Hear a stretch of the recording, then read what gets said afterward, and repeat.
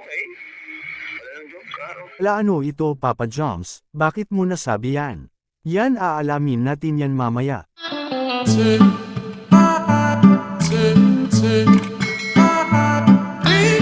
Isa namang mapalang araw sa inyong lahat mga kalingap, sana po ay lagi kayong nakasuporta sa aking ginagawang reaction video. At kung nagustuhan po natin ang ganitong kwento, huwag po nating kalimutang mag-subscribe sa maliit na channel na ito, at paunawa ating tapusin ang kabuohang nilalaman nito. Siyempre huwag din nating kalimutang suportahan ang ama ng kalingap na si Val Santos Matubang at Kalingap Rab. Grabe nakagulat-gulat na desisyon na binitawan kay Papa Joms mga kalingap, sa nakaraang araw na ina-upload kay Kalingap Rab marami ang napaiyak talaga mga kalingap, sapagkat ang kanilang iniidolo na love team ay parang maghihiwalay na.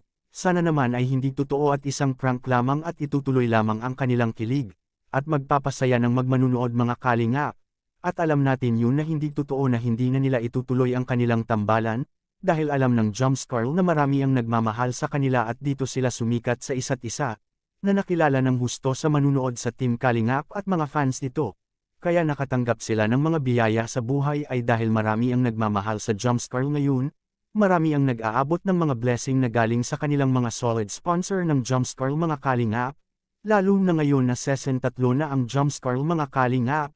At ito ang unang-una na nakaabot ng season 3 sa Team Kalingap nang dahil sa mga taong walang sawa na nagbigay suporta sa Joms Carl mga kalingap.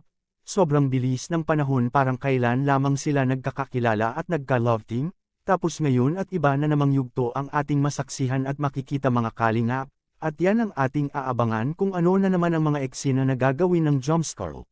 Marami na naman ang mag-aabang nito mga kalingap, dahil ika nga iba na namang yugto. Mas lalong pagagandahan pa nila lalo ang lahat ng mga eksena sa Team Kalingap.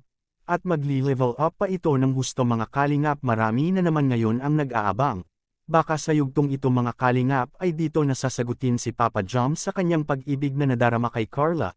Ang layo na talaga ng narating ngayon ng Joms Carl dahil may ikatlong yugto na ito, ibig sabihin ay patok na patok ang kanilang mga serye sa Team Kalingap mga kalingap. Nang dahil ito sa mga fans ng Joms Carl na kahit kailan ay hindi ito nag-iisip na bumitaw sa kanilang love team ngayon, mas lalo pa nilang pinalakihan ang kanilang pagbigay suporta kay Carla at kay Papa Joms, ngunit bakit naman kaya mga kalingap na sabi ito kay Papa Joms na pumayag na siya na buwagin na ang kanilang tambalang Joms Carl mga kalingap? Ating makikita sa video kung saan nag-usap sila Papa Joms at Carla, kung itutuloy pa ba nila ang kanilang tambalan o buwagin na, ating panuurin sa maikling video. Nakadepende po yun sa inyo. Okay. Wala nang joke ka. Okay.